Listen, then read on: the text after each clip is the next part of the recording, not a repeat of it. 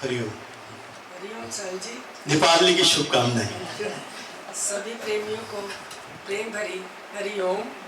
दिवाली को की सबको बहुत बहुत बधाई।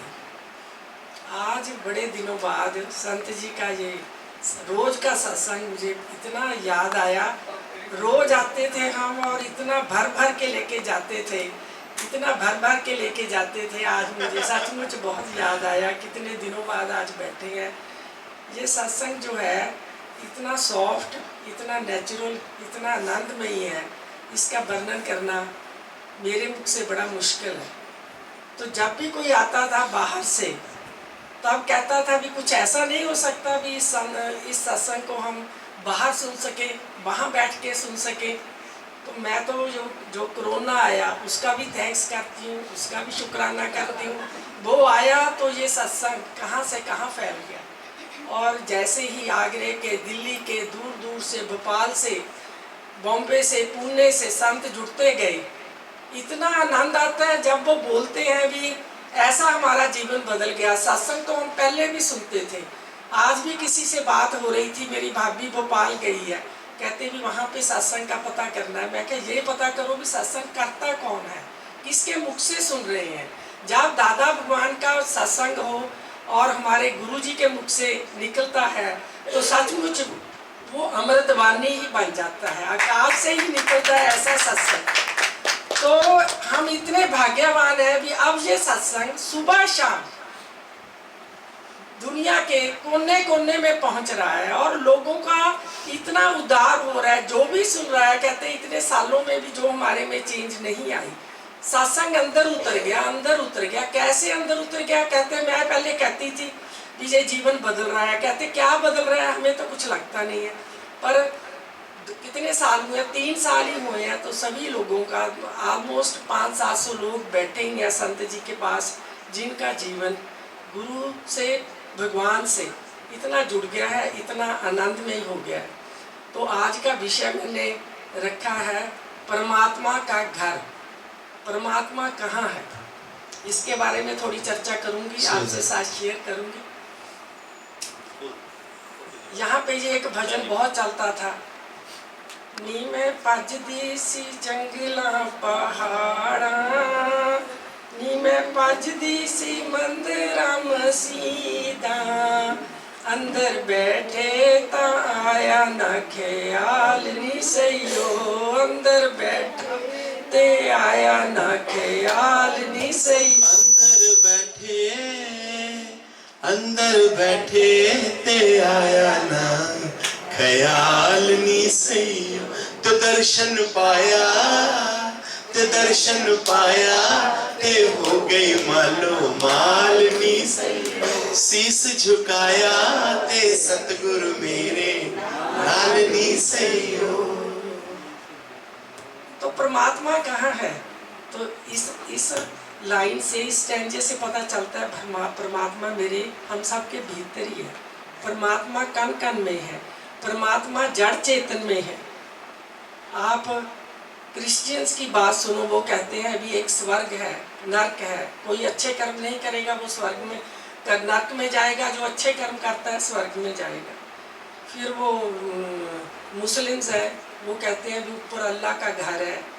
सबको ये लगता है भी ऊपर बैठा है परमात्मा, कहीं किसी कोने में बैठा है। पर मेरे गुरु ने बताया परमात्मा कण कण में है, जड़ चेतन सभी जगह है। तेरे भीतर भी, मेरे भीतर ही है परमात्मा, है ही परमात्मा। तो परमात्मा को कहाँ ढूंढने जाना है ही भीतर। और ये जीवन मिला है परमात्मा को पाने के लिए। 1 मिनट भी, वो कहते हैं ना ब्रह्म हत्या तो होए, अगर 1 मिनट भी आप इधर उधर की बातों में जीवन व्यतीत करते हो, परमात्मा की तरफ ही हर समय ध्यान देना है, तो कैसे देंगे परमात्मा को कैसे ढूंढे, कहाँ ढूंढे, कैसे? तो परमात्मा जो है वो हमारे भीतर बैठा है। भीतर कैसे बैठा है? आत्मा के रूप में।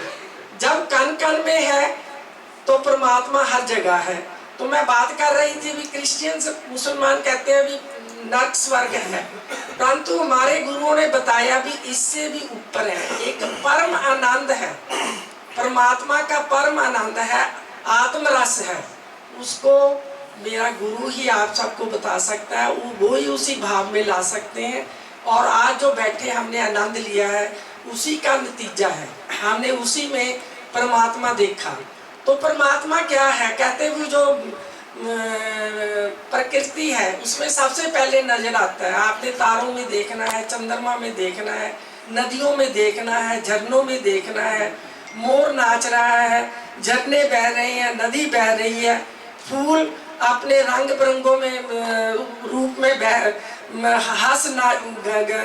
नृत्य कर रहे हैं, प्रकृति नृत्य कर रही है, उसमें आपको हर समय परमात्मा नजर आता है। परंतु जो आपके सामने वाला है अपने भीतर है। कहते परमात्मा को कैसे पाना है, सेल्फ रियलाइजेशन, अपने अंदर परमात्मा को सबसे पहले देखना है। तो वही भजन है, भी मैं लभदी सी मंदिर मसीहा, अंदर बैठा था आया ना ख्याल नहीं से यो। परमात्मा अंदर है, तो परमात्मा अंदर, हम सबको अंदर बैठा है, तो नजर क्यों नहीं आ रहा, कहाँ है परमात्मा? हम सारी दुनिया उसी की तलाश में लगी हुई है, पर नजर नहीं आ रहा। वो भीतर के पट खोल तुम्हें पिया मिलेंगे, तो कैसे पट खोलने हैं? वो गुरु खोलते हैं। दो ही तरीके हैं परमात्मा को पाने के। या तो बाबा नानक कहते थे हर समय सिमरन करो, सिमरन करो। सिमरन क्या करना है? जो भी आपको राम राम बोलो, हरि ओम बोलो, जो भी आपको अच्छा लगता है वो बोलो, उसका हर समय 24 घंटे 8 पहर वो सिमरन करो। अगर आपसे वो नहीं हो पाता तो आपका एक रास्ता है, गुरु का द्वार। क्योंकि जो आपके अंदर काम, क्रोध, लोभ, मोह, अहंकार, इन्होंने आपके भीतर इतना घेरा डाला हुआ है, जब तक वो आपके भीतर है आपको परमात्मा नजर नहीं आएगा। परमात्मा के लिए आपके भीतर जगह ही नहीं है।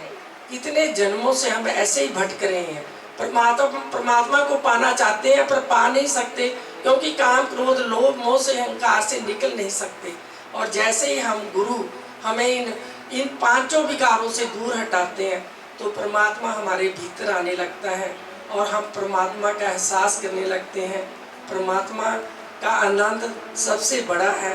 तो मैं तो यही कहती हूँ भी इस सत्संग से इतना आनंद मिला है, इतने लोगों का आनंद सबको आ रहा है, तो इतना जितना शुक्राना करें उतना ही कम है। जितना शुक्राना करें संत जी का, इस सत्संग का और आप सबका, और आज के आनंद का भी मैं आप सबके लिए वो बहुत बहुत धन्यवाद करती हूँ।